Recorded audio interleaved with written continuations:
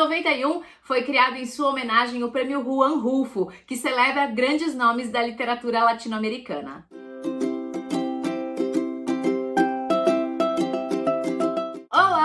Sejam muito bem-vindos a mais um vídeo e hoje eu trago para vocês a obra de um dos maiores escritores da literatura latino-americana, que é O Chão em Chamas, do Juan Rulfo. Mas aproveita que você já tá por aqui, se inscreve no canal, ativa o sininho para ficar sabendo assim que sair um vídeo novo e não esquece que se você quiser comprar este livro, tem o link da compra na descrição do vídeo. E ele é o primeiro livro do Juan Rulfo, foi publicado em 1953 e chegou agora, 2021, no Brasil, pela editora José Olímpio, com tradução do Éric Nepomuceno, que é autor, jornalista, um dos maiores tradutores do nosso país, traduziu aí a maior parte das obras do Gabo, Jorge Luis Borges, e o que é legal, gente, é que o Éric Nepomuceno, ele conviveu um pouco com o Juan Rulfo, tanto que tem uma nota de abertura do tradutor, que ele conta aí um pouquinho, da convivência dele com o Juan Rulfo e desse trabalho da escrita desse autor, que tinha aí como marca, como característica, um preciosismo, principalmente no que diz respeito ao preciosismo do Juan Rulfo com relação à revisão do texto.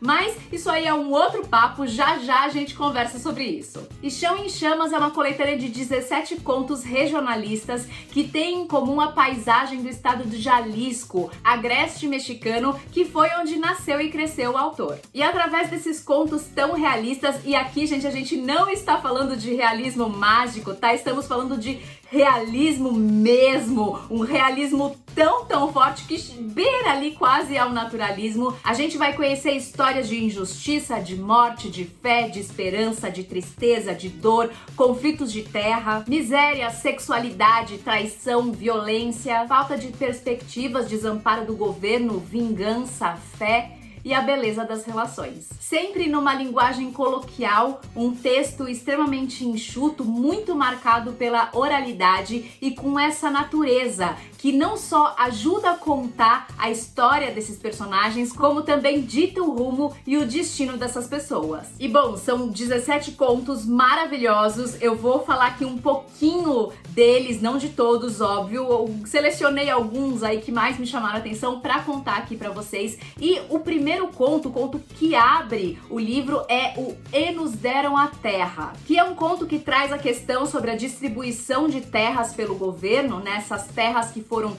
doadas ao povo, esse pedaço de esperança, esse pedaço de sonho que é dado para essas pessoas pobres, que via naquelas terras distribuídas pelo governo uma semente de esperança de que a partir deste momento a vida deles mudaria. Porém, uma terra infértil, seca, dura como pedra e que nem de longe servia para agricultura, e onde uma simples gota de chuva que ousasse cair era comida pela terra na esperança de acabar com sua sede. Um outro conto que eu acho que é um dos meus favoritos é o Talpa, que conta a história do Tanilo, um homem jovem que tem o corpo coberto de chagas e que o sonho dele é ir até a cidade de Talpa, rezar para a Virgem de Talpa, porque ele tinha certeza que se ele conseguisse percorrer esse caminho, a santa iria curá-lo das suas chagas. E um dia, Tanilo, já muito mal, praticamente moribundo, resolve partir para Talpa em companhia da esposa Natália e de seu irmão.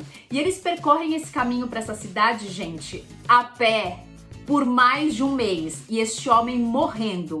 Mas ele continua, gente, ele vai na esperança de se encontrar com a Virgem de Talpa. E, obviamente, eu lendo, mas é uma impressão completamente minha, pra mim, me remeteu à ideia de que este caminho até a cidade de Talpa nada mais era do que o Calvário de Tanilo, E eu tive essa impressão também porque conforme ele ia chegando perto da cidade de Talpa, ele mesmo ia se colocando mais punições, vamos dizer assim, para que o caminho ficasse cada vez mais difícil, como se já não bastasse a condição dele de ser um homem doente com o corpo coberto de chagas. Mas ele consegue chegar até Talpa, consegue rezar diante da imagem da Virgem e, de fato, a Virgem acaba salvando Tanilo, já que ele morre rezando em frente à imagem da santa. Então, de um jeito ou de outro, ela o curou porque ela o libertou daquele corpo de chagas. E não se preocupem, porque eu não dei um spoiler aqui pra vocês, porque este conto já começa exatamente com o narrador, que é o irmão do Tanilo, contando pra gente que Tanilo morreu, né?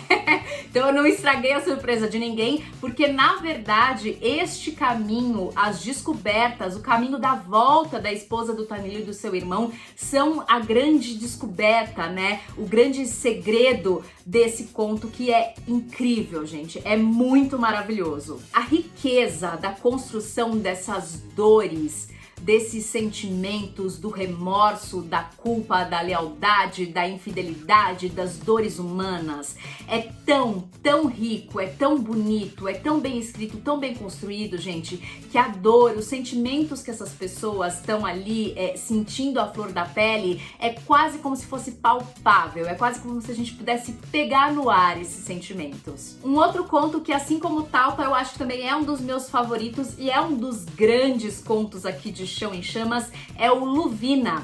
Tanto que tem aqui, ó, na quarta capa, tem uma citação do Henrique Villamatas, o escritor espanhol, em que ele diz que o conto Luvina é a melhor história que li em minha vida. E olha, gente... Se ela é a melhor história que eu li na minha vida, eu não sei, mas que ela é uma das histórias mais inesquecíveis que eu já li na minha vida, isso com certeza. Sabe aquele tipo de história que você vai ler e você passa tempos depois ainda pensando nessa história, você fica repassando aquilo na sua cabeça? Pois é, Luvina é assim. E Luvina é, na verdade, uma cidade praticamente deserta, uma cidade triste, sem esperança, sem vida. E no conto, um homem que já morou lá tenta convencer um outro homem que está indo para Luvina de que essa escolha irá desgraçar a sua vida. Luvina, gente, foi um dos contos que eu mais me arrepiei com a descrição da paisagem. É muito rico e é muito poético, assim, é uma coisa maravilhosa dessa cidade, né, que até a igreja é oca por dentro. E eu acho lindo também deste homem que já esteve em Luvina e que, mesmo sabendo de todas as questões negativas que pairavam sobre aquela cidade, não perdeu a esperança na tentativa de modificá-la. Ele não conseguiu, mas ele tentou. Ele tentou quebrar esse silêncio de Luvina, mas ele falhou diante dessa cidade que é quase uma maldição. E se vocês procurarem aqui no YouTube mesmo, viu, gente, tem muitas encenações desse texto, porque ele é realmente de uma beleza arrebatadora. É um texto muito forte e eu vou deixar pra vocês um link aqui na descrição, gente, de um vídeo do próprio Juan Rulfo lendo Luvina. Se eu fosse vocês, só espera terminar aqui e vai lá pra assistir, porque olha, realmente é muito emocionante. Já no conto É que Somos Muito Pobres, o Rulfo escancara pra gente que não só aquela terra seca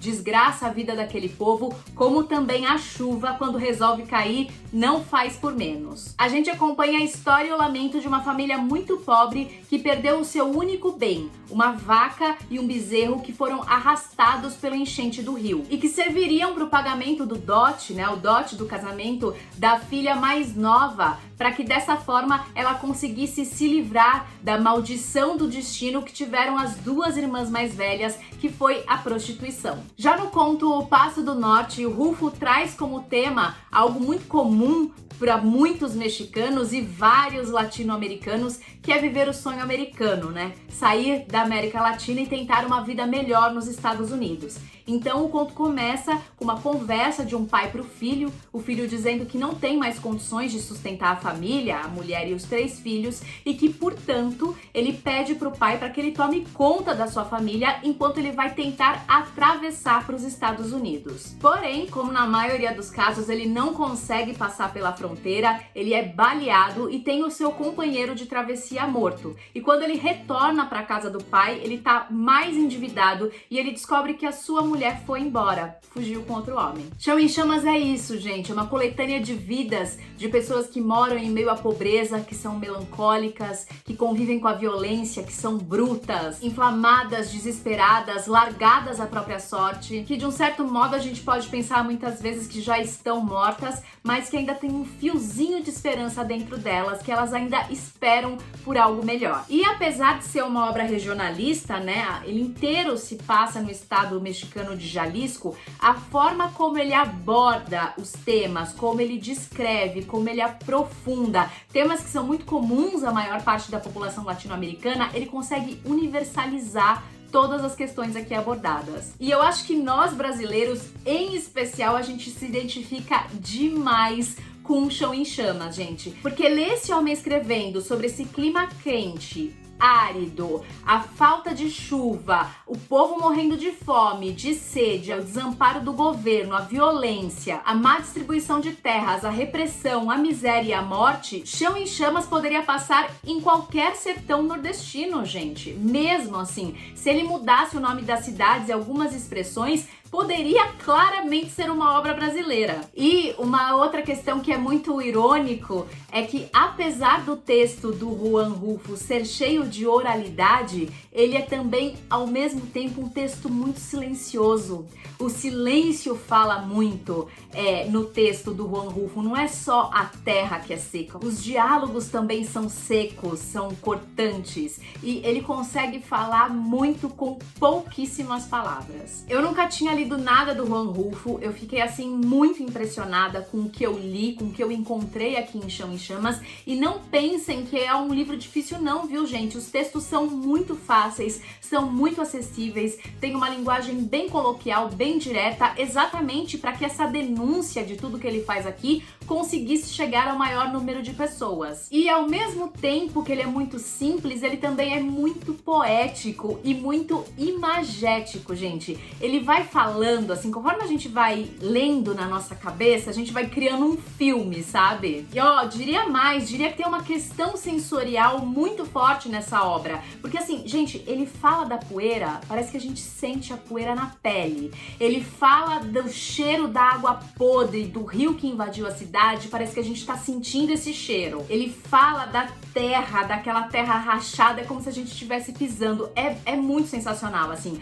O autor realmente precisa ter uma sensibilidade ímpar para conseguir com que isso chegue na gente, né? Então ele é aquele livro com uma escrita simples, mas que é arrebatadora, assim, que ela te desconcerta. E uma curiosidade que eu falei um pouquinho lá no começo, né, que o Eric Nepomuceno fala um pouquinho na nota do tradutor, desse preciosismo que ele tinha com relação ao texto. Então o Juan Rulfo, ele reescrevia muitos de seus textos. A maioria dos seus textos ele reescrevia mesmo depois que eles eram publicados. Ele era um perfeccionista da escrita, ele fazia quase ali um trabalho de lapidação com o texto. Chão em Chamas foi publicado em 53 e ao longo dos anos ele alterou palavras, alterou textos, trocou a ordem dos contos, incluiu outros contos, mexeu nas descrições, colocou expressões populares, trocou narrações do modo direto pro indireto, enfim, ele fez de um tudo. E, inclusive o conto que abre o livro, que é o E Nos Deram a Terra,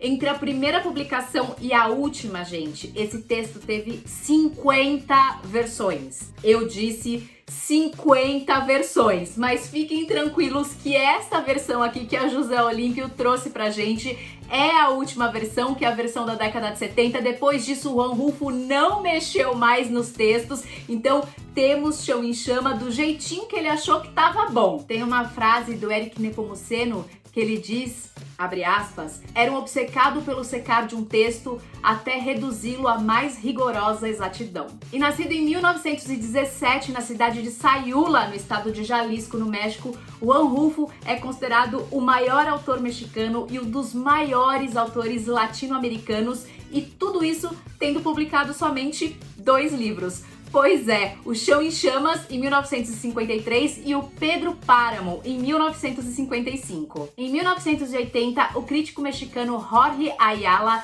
reuniu textos em um livro chamado O Galo de Ouro, que na verdade eram textos do Juan Rulfo para o cinema. Esses textos foram escritos entre 56 e 58 e os argumentos dos filmes eram do próprio Juan Rulfo. Fato é que, além de poucas, as suas obras também eram muito curtas. Num total, gente, tem praticamente 400 páginas escritas por Juan Rulfo. E tanto o Pedro Páramo como o Chão em Chamas e o Galo de Ouro são todos publicados aqui no Brasil pela editora José Olímpio. Quando o autor tinha apenas 6 anos, seu pai foi assassinado. Alguns anos depois, sua mãe também morreu, então ele foi praticamente criado pela avó numa pequena propriedade rural, rodeado pela pobreza, pela violência, pela miséria, pela religiosidade e pelo tradicionalismo extremo. E pelo fato de ter nascido e crescido durante a Revolução Mexicana e a Guerra de Cisteira, que impactaram fortemente a sua região, a violência foi algo que ficou fortemente marcado não só na sua vida,